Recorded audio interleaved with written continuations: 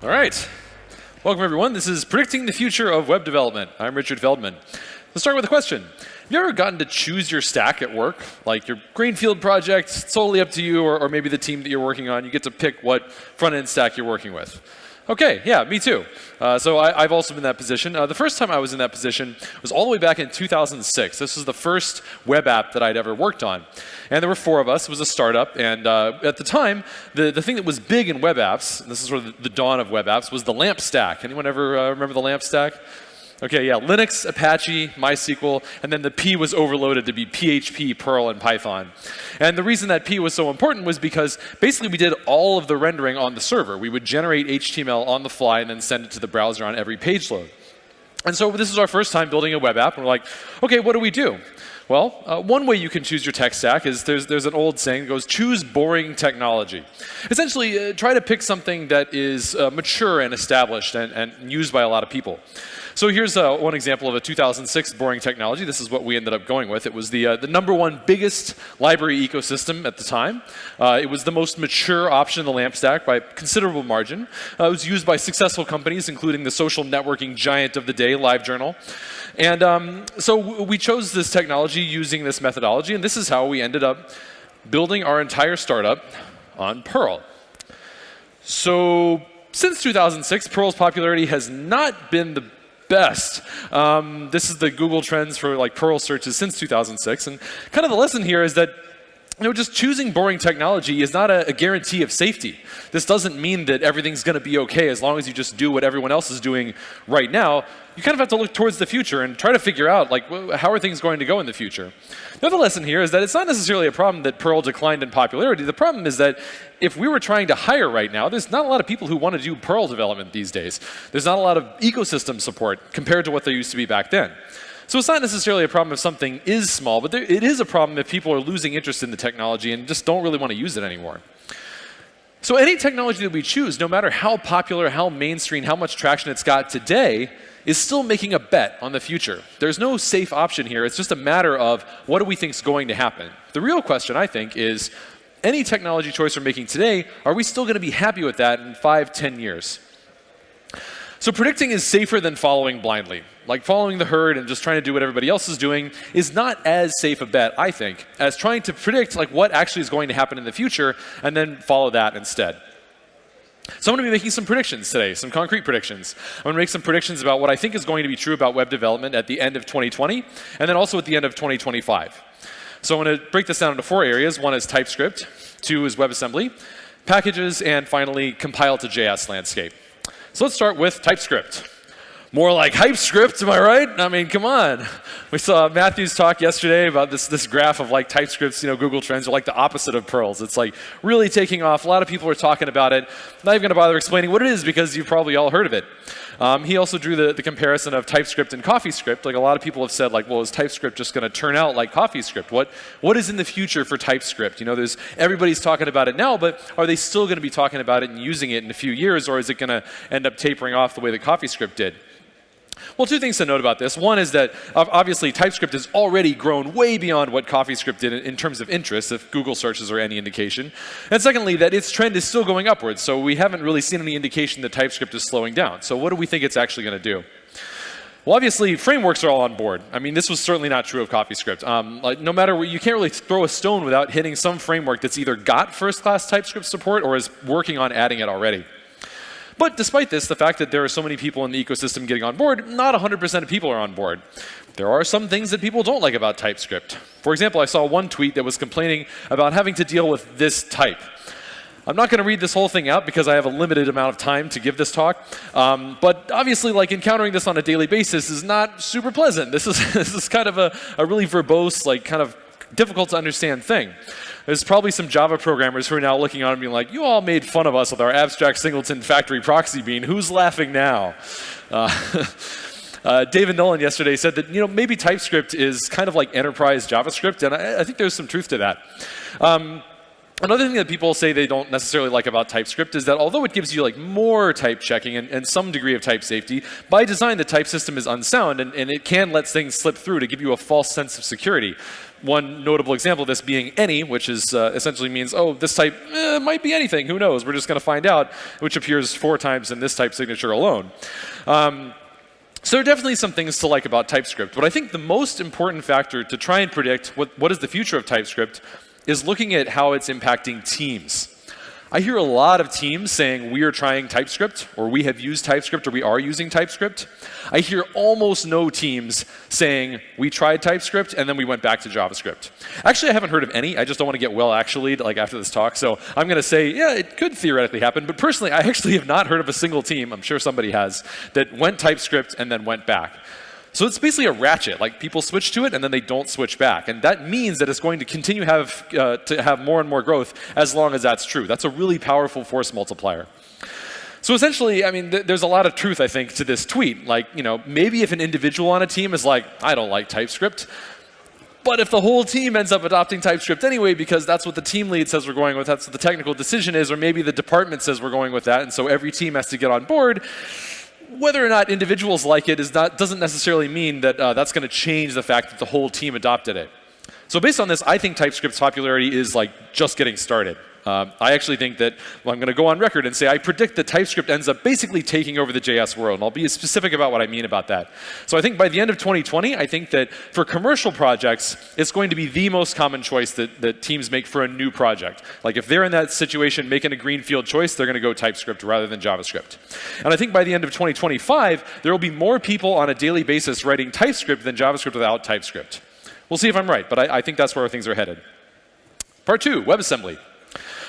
Lynn Clark is one of the great explainers of our time, and she's done a great job explaining WebAssembly, so I'm not going to go into super much depth on that. Instead, I'm going to oversimplify what WebAssembly is as it's a way to run almost machine code in the browser.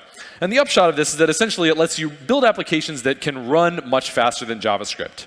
Now, one possible use for WebAssembly is you can use it to improve the perf of existing JavaScript apps and libraries and stuff. So one example that Lynn gave was you could use this to make the React reconciler faster, just speed up that one part of the library. I think that's interesting, but at the end of the day, I don't personally think that's like how WebAssembly is going to get used the most or the biggest impact that it's going to have. And the main reason I think that is I think that the existing status quo of JavaScript performance is pretty widely accepted as like fine. The reason I believe this is in part that I'm on the Elm core team, and a few years ago we had like a really exciting release, or so we thought, that was like, hey, look how much faster we made Elm. Like now it like renders faster than like React and Angular and Vue and Ember, like all these things. Look at how great these numbers are. And people were like, okay, but like, you know, like all the other things are fast enough, so whatever. I mean, good job, but you know. I think people are pretty okay with the status quo, and so if the pitch of WebAssembly is it's like, use the same technologies, but they'll be a bit faster, I don't think that's going to be enough. I think it's much more interesting for companies like Figma, and they wrote a blog post actually about how big a deal WebAssembly was for them. So Figma is a company that makes graphics editing software. Like their competitors are things like Photoshop and Sketch, and they're making a really, really serious, like heavyweight app. And this application is all built in C++. Like they did not build this Photoshop competitor using HTML, CSS, JavaScript. They built it with C++. That's what their team looks like. If you're going to work at Figma on this product, you're writing C++ all day. So essentially what they've built is a native application that happens to be distributed in the browser. They're not really using web technologies. If they attended this conference, most of what we talked about would not necessarily be of much use to anyone building this thing in the actual application.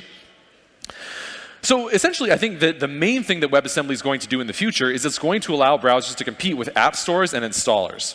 Like the reason that Figma chooses to build their thing in the browser, I assume, is the fact that in order for people to use it, they can just go to a URL and immediately they're using it. They don't have to install it, they don't have to accept permissions, they don't have to go to an app store, none of that stuff. It's very low commitment, a very easy way to get in. Also, it has a great sharing story. If you're like in the middle of editing something and you want to send someone else a link to be like exactly on the same page as you are, and like they can just bring it up in their browser, that's also really easy in browser. So there's a lot of good reasons that people might want to distribute what is fundamentally a native app in the browser instead of using an app store or an installer. Now, another thing that's true about native apps is they tend to be pretty big in size. Like multi-megabyte downloads are kind of a normal thing for native apps. Like, yeah, Photoshop's like pretty big, of course, you know, that's what people expect. Not so much for web apps. We hear about like the bloat crisis, and we're talking about like kilobytes. And if your payload is multiple megabytes, it's like, what are you even doing? But again, this is a thing where I think that people, tolerate this, like the status quo. Another experience we had on the Elm team was like releasing this thing where Elm's package, like bundled up size got really small, thanks to like some really aggressive dead code elimination. And this is like not just the baseline size, it's like across the entire app. So we had this real world app, which is basically a bigger version of To-Do MVC. So they have implementations in React and Angular and Vue and all these things. And the Elm one, after this new release, went down all the way down to 29 kilobytes for the entire 4,000 line of code single page app.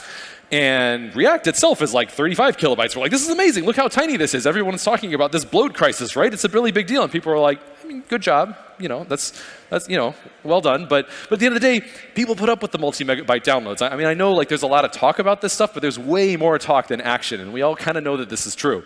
So I don't see any reason why this should be different for native apps. Like if people are willing to wait for multi-megabyte Photoshop download, I think they'll be willing to wait for that in the browser too. Okay, so a reasonable question at this point is it's like, okay, so if this is a whole new way of doing things, is this going to replace the way that things are done now? Is everybody going to be writing C++ or Rust in the future instead of HTML, CSS, and JavaScript? Is this the end of HTML and CSS and JavaScript? I don't think so, no. I think that basically this works for so many companies making so much money. I don't see why people would change just because there is another option. I mean, there actually, as we'll talk about later, there already are plenty of other options to HTML, CSS, and JavaScript, and they're still the most popular by far. I don't think WebAssembly is going to change that. I really think the main impact of WebAssembly is going to be that the definition of what is a web app gets bigger because it starts to encompass this additional thing that just was not popular back in 2006 when we were in the LAMP stack, this idea of a native application distributed through the browser. One particularly compelling example of this, I think, is games. Like imagine rendering this scene where people can walk around in CSS. That's just not happening. I mean, you need these like really low-level, high-performance technologies if you want to ship a game in the browser. That's only a thing that's become recently viable, like a plausible thing that you can do, but it actually is a plausible thing that you can do now. And I think there's going to be companies that are going to be taking advantage of that and start distributing their games through the browser first. So prediction number 2, I think WebAssembly is going to expand the web app pie. By the end of 2020, honestly, I don't think it's going to make much of a noticeable difference. I think the people who are working on these projects are going to be starting to work on them around now. But I think by the end of 2025, we'll start to see, okay, there actually is a new niche of like heavyweight web apps that are basically native apps distributed in the browser. Okay, part 3, packages. How many people recognize this logo? Shout it out. What is it? Bower, yes. So this was a competing package manager to NPM. They both coexisted for a while, and these days NPM won pretty convincingly. And now Bower usage is sort of dwindled off, like even more so than Perl. So a reasonable question to ask is like, okay, that happened to Bower. Could that also happen to NPM? Is there going to be something that replaces NPM in the future? Anyone recognize this logo? No, but interesting. This is Entropic. There was a talk given earlier this year. This was at JSConf Europe, the Economics of Open Source by CJ Silverio. And I don't want to steal her thunder. You should watch the talk and listen to the points that she's making. But essentially, she introduces Entropic, which is an alternative package manager. It's a bunch of people who worked at NPM and went on for various reasons that she explains in the talk to build a competing package manager. Also, we've seen competing CLIs, like Yarn is another way to access the NPM ecosystem. And now we're also starting to see competing backends, like GitHub Package Registry instead of like the NPM server ecosystem. Now, worth noting that, I mean, Yarn is a CLI which accesses the same server hardware, and GitHub Package Registry is sort of the opposite. I mean, it actually, on their website, they talk about, use the normal NPM CLI to access this ecosystem, just point it to a different URL rather than NPM servers.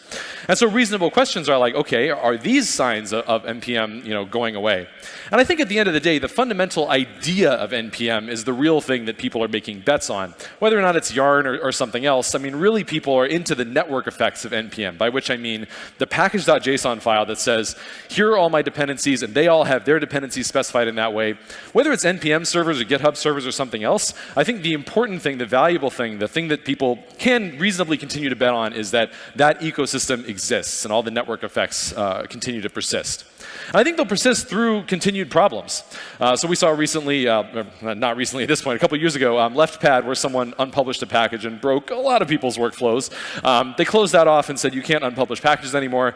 That's all done. Earlier today, Chris talked about EventStream, like a malicious package where someone successfully managed to get a hold of a package that was used by a lot of people and publish a malicious release. So Hillel Wayne wrote a really detailed write-up of the EventStream incident. It's on his blog, and one of the things that he talks about is basically like there was no like one root cause where you can just close this off and it's fixed like there was with LeftPad. This is kind of a more systemic issue, and it's like not really going away anytime soon. This vulnerability is still there and is going to be there for the foreseeable future. And something that neither of those touched on is this.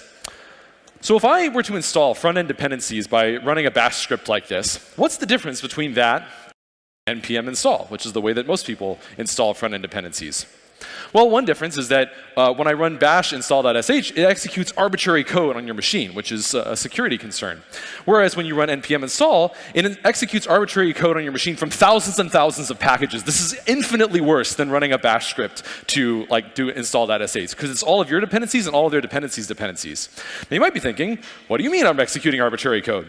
Well, there's this thing called a post-install hook that any package can put in their package.json, and it will just execute arbitrary Node.js code, which is to say arbitrary code, on your machine every time that package gets installed. So if that's a virus, then cool, you just got a virus. And I think the main reason that this hasn't happened yet is just that it hasn't happened yet. Like we haven't had like the outbreak of the npm virus that someone spreads by using this. This has been disclosed since 2016. NPM wrote a whole blog post about like, hey, this is a thing that can happen to you. And they posted at the end of this blog post, like, if you want to disable this behavior and make it so that post-install scripts and pre-install scripts don't run this command, npm config set ignore scripts true. And then by default, they just won't run anymore. If you ask me, this probably ought to be the default. I've had this enabled for several years now, and although it's less convenient, there are various ergonomic issues with it, I still think it's better than being vulnerable to this virus. If you take nothing else away from this talk, please go home and run this command so that if there ever is a virus outbreak, you are not affected by it. Because I think this is going to happen. I don't see why it wouldn't happen now that there's like blood in the water and people have said, oh, you actually can publish malicious packages like EventStream. Interesting. Okay. So in conclusion, though, do I think that NPM is going to go the way of Bower? I don't think so. I think NPM is here to stay. I think it might have financial troubles. GitHub will probably bail it out by saying here's alternate servers. If it has more viruses and things like that, I think that it will survive because of those really strong network effects. But I mean, I still wish the Entropic folks all the best of luck. But if I'm making a prediction, I think that NPM ends up surviving whatever further problems come its way, or at least the ecosystem does. So I think by the end of 2020, I think there will be at least one more security incident. I think that seems like a fairly safe prediction. And by the end of 2025, I think there actually will have been a virus outbreak where someone successfully distributed a virus through an NPM package. And it will infect a lot of people's machines, but not those of us who have run this. So again, please run this. And don't be a victim of this. Okay, which brings me to the final section, compile to JS. So back in the day, if you didn't want to write JavaScript in the browser, like 2006 era, you could write Java applets, which was awful. Or you could write Flash, which was a thing until it stopped being a thing. These days, the most popular ways to compile to JS is to actually compile a JS dialect to JS. So we talked about CoffeeScript. There's also Dart. Babel is like compile future JS to current JS. TypeScript compile a very slight superset of JS to JS. And Svelte, which is like trying to compile to more compact JS than some of the alternatives. All of these fundamentally are basically the same upsides and same downsides as JavaScript. I mean, they are JavaScript dialects. Any number of them could have the tagline, it's just JavaScript, and people would be like, yeah, okay, that's pretty much true. Even CoffeeScript had that tagline. TypeScript certainly does. But there are other options which are not JavaScript dialects, which actually have pretty different upsides and downsides of JavaScript. We've heard about a couple of them. Dave and Nolan talked about ClojureScript yesterday. We heard about ReasonML from Brian Phelps, and I'm here representing the Elm core team. All of these are going to have sort of fundamentally different experience than writing JavaScript. It feels like writing a different programming language because it is a different programming language. One thing that's different about these, that's from my experience, is that using a JS alternative is actually a cheat code for hiring good people. I actually don't know how we hired anyone at NoRedink before we started using Elm, because pretty much everybody who applies these days, which is a lot of people, like we hired a head of talent and she commented, I have never seen an inbound pipeline this strong in my entire career. all the cover letters say Elm in them because the number of people who want to use Elm is a lot bigger than the proportion of companies that have taken the plunge and are willing to actually use it and then hire for it. So I think there's a misperception commonly. Like intuitively, you might think, oh, it'll be hard to hire people. How will we possibly hire people? Like, man, I don't know how we hired anyone before Elm because it was way, way harder. So if you're wondering, like, why might I use something like this? I can certainly speak to my experience with Elm. I mean, I talked about, like, okay, it renders faster than the top JS frameworks, emits smaller bundles than the top JS frameworks. Also, no runtime exceptions. Like, it almost never crashes in practice. This is like our error logs. These is JavaScript errors. We've had like 60,000 plus since we started using Elm in 2015. Elm ones, it's not 0. It's just 0 pixels. Like, if I were to zoom all the way in, you could see, like, it has happened. It's not never, not literally never. But I mean, this is obviously not something we're thinking about. Generally speaking, if it compiles, it just works and then doesn't crash. It's pretty great. Also, there's a completely separate package ecosystem. So all the stuff I just said about NPM doesn't apply to Elm projects. Like, we have our own package ecosystem. It doesn't have post-install hooks or pre-install hooks. It's really fast and it's really nice. Another thing is the error messages. This is like a really common thing that people praise about Elm. So this is from the most recent release of Elm, which was last Monday. If you get a syntax error now, it reports it like this. Hey, I was parsing an import until I got stuck here. This is maybe if you tried to use JavaScript syntax for imports rather than Elm syntax, because Elm's a different programming language. It says, hey, I was expecting to see a module name next, like in these examples. It shows you like multiple code examples of like how to do it properly, and then it's like, okay, and they all start with capital letters. And by the way, go ahead and read this link if you want to learn more about it. Like, this is a pretty, I just picked this one kind of at random, but there's so many examples of this where, like, day to day writing Elm code, like, I just get this level of help from the compiler. It just feels really nice. Like I don't know how to describe it. The best way that I found to describe the experience is maybe by contrasting it with my experiences whenever I find myself back in the JS ecosystem, like when I'm maintaining one of my Node CLIs or something. Like, just imagine if in your life building web UIs, like, things normally worked. Like, I don't know how else to say it, but like, I mean, normally when I'm writing JavaScript code, or like I'm installing a package, I'm like, this didn't work with it. Why didn't this work with this thing? Like, in Elm, I just install packages and they normally just work. Okay, whatever. And then I'm like going to upgrade a package. I'm like, wait, this used to work, but now it stopped working? Like, what's going on? And I'm like Googling stuff, and then I'm like, okay, fine. And then I go back to Elm and I'm like, oh, everything works again. Nice, okay, cool. Everything is like this. Like, it compiles and it normally just works. Like, I haven't been able to express this feeling in any other way, just than like, whenever I go back, I'm just like, am I dumb? Like, what? How come I can't get anything to work anymore? But in Elm, it's just normal. Not 100% of the time, but normally things work out pretty well. And if that sounds interesting, you should check out the Elm website. And learn more. But I also know from experience giving Elm talks and stuff that a pretty small percentage of people in the audience will actually go and do that.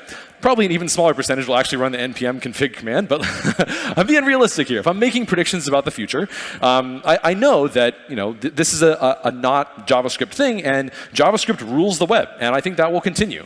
Like, at the end of the day, I really do think that the next big thing in the web is TypeScript. It's not going to be Elm. I don't think Elm is going to take over the world. I think TypeScript will. This graph will continue. But that doesn't mean that I necessarily am going to be getting on this train. Like, to me, I'm like, yeah, I think Elm is much nicer. I have no interest in that. And there are a lot of people who feel the same way, just not as many as feel that TypeScript is what they're going to go with. And that's fine. I mean, really, at the end of the day, again, the point of this is not to win popularity contests, like Perl had won the popularity contest. The point is to find a technology that you're happy with, and that you continue to be happy with over the next 5, 10 years, et cetera. I've been using Elm for about 5 years, and I definitely see myself using it for the next 5 years. It's something that I'm happy with and that I think is going to continue to age well. So my final prediction is that I think that JS alternatives stay niche, but that they age well. I think a lot of people who are betting on these technologies today are going to continue to be happy with those bets, so certainly with Elm. So by the end of 2020, I think they'll still be growing. We actually had 4 Elm conferences this year. Apparently, a lot of people I talked to didn't know that. But yeah, that's still growing. But not as fast as TypeScript. TypeScript is taking over the world, which Elm is not, and that's fine. By the end of 2025, I think that they will have aged well, although, of course, TypeScript will have continued to grow and will, at that point, still be more popular. All right, so to summarize, start about by talking about the path of, I'll just choose boring technology and everything will be fine. Not necessarily. A lot of the times it's more about correctly predicting which technologies end up being something that you're happy with over the long haul. Talked about predicting is safer than following blindly, which can lead you into the same kind of situation we would have been in with Perl. Made a few predictions about TypeScript, WebAssembly, the web ecosystem, and compile to JS. I predict that TypeScript is going to take over the JS world. WebAssembly is going to expand the web app pie rather than replacing things. I think NPM is going to continue to have problems, but ultimately it's going to survive them. And finally, I think that the JS alternatives like Elm, ClojureScript, ReasonML, I think they're going to stay niche in terms of popularity, but that they're going to age well, and they're a good thing to bet on. So what will I do personally? Well, I think I made it pretty clear. I'm going to keep using Elm because I think it will continue to age well. Thanks very much.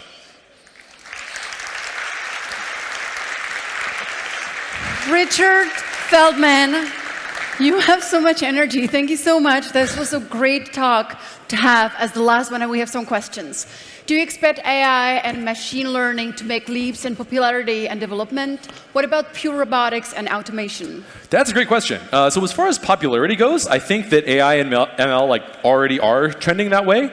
I think there's probably more to come, but I also think that if I were to compare it to TypeScript, I think TypeScript is underhyped relative to how far I think it's going to go. I think AI and ML are overhyped relative to how far I think they're going to go. I think the number of applications, the number of ways that they're going to be transformative, at least in the next decade, is not like, we're not going to be like singularity, we're here, everyone's thinking their way through every problem, and the machines just like, connect with our brains. I don't think we're going to get there in the next decade. Maybe eventually, but I don't think anytime soon.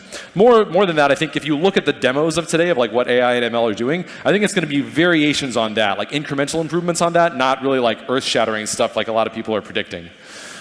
In your opinion, why Elm is not as popular as React? What is it missing to become more popular? Yeah, number one reason that Elm is not as popular as React is that Elm is not JavaScript. I mean, that's literally it. Like, if you're building anything that is not JavaScript, its popularity is going to be infinitesimal compared to JavaScript. Like, the cultural momentum behind JavaScript is just absolutely massive. Any programming language that is not a JavaScript dialect, where the learning curve compared to JavaScript is like anything significant, is going to be really big. And I think that's basically going to mean that I'm willing to go on record as saying I don't think that anything that is not a JavaScript dialect in the next 10 years is going to get anywhere near the popularity of anything that is fundamentally JavaScript. I think that's just how strong the momentum is. So again, but I think that's fine. Like, you also need to be significantly different from JavaScript if you have any hope of being significantly better than JavaScript. And I think the delta between my JS experience and my Elm experience is as big as it is because it's different, and that also is why it's not ever going to be as popular. All right, our apps scale to millions of customers and performance is critical. Elm doesn't support code splitting, though. Yeah. And is a deal breaker for our team solution? We'll keep going with that one. Yeah, sure. Yeah, so that's a great point. Please get in touch with me, because basically the steps that we wanted to take were like, cool, first let's make the bundle sizes really small with code splitting, and then we'll look at what are people's remaining problems, like in practice, like, hey, I have this Elm app and it's too big because of X. And what we've heard from people who are actually building Elm apps is they're like, actually they're not too big anymore. We don't really want to go to all the trouble of code splitting, so never mind.